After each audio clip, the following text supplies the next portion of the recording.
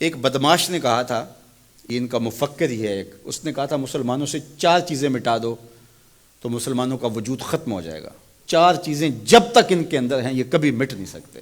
وہ 4 چیزیں کون سی ہیں؟ اس نے کہا ایک قرآن، دوسرا حج، تیسرا جہاد، اور چوتھا حضور علیہ السلام سے عشق۔ یہ 4 چیزیں اگر مسلمانوں سے ختم کر دی جائیں تو ان کا وجود توڑ کے رکھ دیا جائے گا۔ یہ بکھر بھی جاتے ہیں، یہ 4 چیزیں ان کو پھر کھڑا کر دیتی۔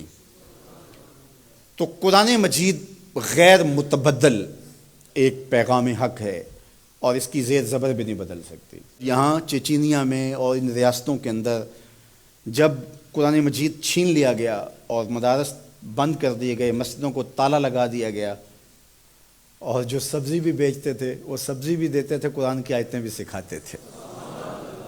گھر کے اندر ماں جو ہے وہ کپڑے بھی سیتی تھی اور ساتھ بچے کو بیٹھ کے قرآن مجید حفظ بھی کرواتی تھی۔ تو قرآن مجید ختم نہیں ہونے والا، اور اللہ نے آج بھی، یہ امت کے عروج کا زمانہ نہیں ہے، یہ امت کے زوال کا دور ہے۔ ہر گلی میں، ہر بستی میں، ہر محلے میں حافظ قرآن ہے۔ یہ امت کے زوال کے زمانے کی کہانی ہے، اور جب امت عروج پہ ہوگی پھر کیا عالم ہوتا ہوگا۔ قرآن اس امت کی زندگی ہے، اس امت کی حیات ہے۔ لادینی قوتیں یہ سمجھتی ہیں کہ قرآن کو ان سے چھین لیا جائے۔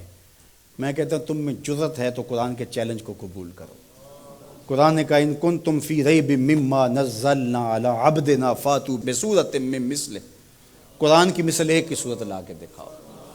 کھربوں ڈالر تم نے خرچ کیے نا، تم نے جگہ جگہ غدار خریدے ہوئے ہیں اور ان غداروں کو تم کروڑوں پیسے دیتے ہو، تو تم اتنے پیسے کیوں لگاتے ہو؟ پیدائشی عیسائی اور یہودی عرب ہیں، عربیون نسل ہیں مختلف بلاد عرب میں، ان کو جمع کرو، اور وہ بڑے بڑے شاعر اور ادیب بھی ہیں، ان کو بلاؤ جا کے، ان کو کہو کہ یہ 3 آیتوں کی ایک صورت لکھنی ہے، ہم تمہیں اتنے کروڑ ڈالر دیں گے۔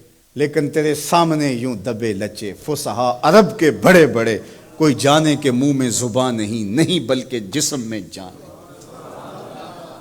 قرآن کی مثل نہیں لا سکے، اور قرآن کہتا ہے فَإِن لَمْ تَفْعَلُوا وَلَن تَفْعَلُوا، اگر نہیں لا سکے تو کبھی بھی نہیں لا سکو گے۔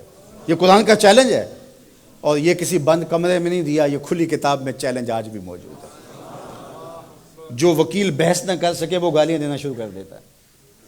پر پنچایت میں آپ نے بھی دیکھا ہوگا کہ جو جھوٹا پڑ رہا ہو وہ آگے سے گالیاں دینا شروع کر، لڑائی شروع کر دیتا ہے۔ یہ جو ناروے میں واقعہ ہوا ہے، یہ جھوٹے لوگ ہیں۔ اگر تمہارے میں ہمت ہوتی، تمہارے میں دم ہوتا تو قرآن کی مثل لاؤ نا، 3 آیتیں لاؤ۔ لیکن یہ آگ لگانے کا مطلب کیا ہے؟ آگ لگانے کا مطلب کہ تم اپنی شکست تسلیم کر رہے ہو کہ ہم اس کتاب کا مقابلہ نہیں کر سکتے، اس لیے گندگی اور غلاظت پہ اتر آئے ہو اور قرآن مجید کے نسخے کو آگ لگانا جانتے ہو۔ اور میاں تم کسی نسخے کو تو آگ لگا لو گے، لیکن جو روحوں پہ لکھا ہوا ہے اس کو آگ کیسے لگاؤ گے؟ اور علماء نے کہا ہے کہ جب قرآن مجید کو کوئی آگ لگائے یا اس کو پھینک دے تو وہ لفظ پھینکتا ہے، نور اڑ جاتا ہے اس کا۔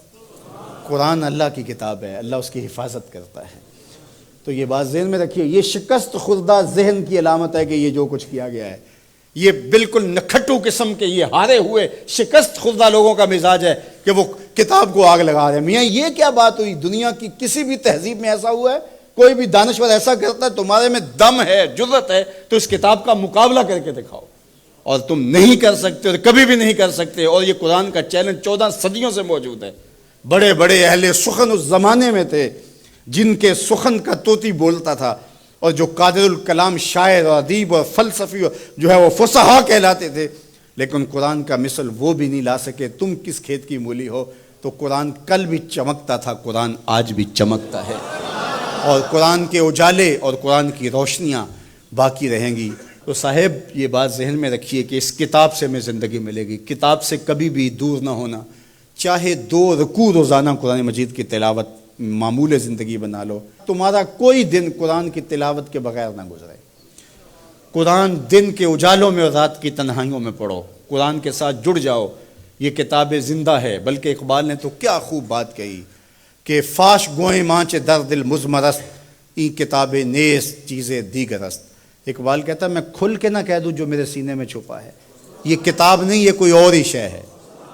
یہ اللہ کی وہ لٹکتی ہوئی رسی ہے جس کا ایک سرا تمہارے ہاتھ میں ہے،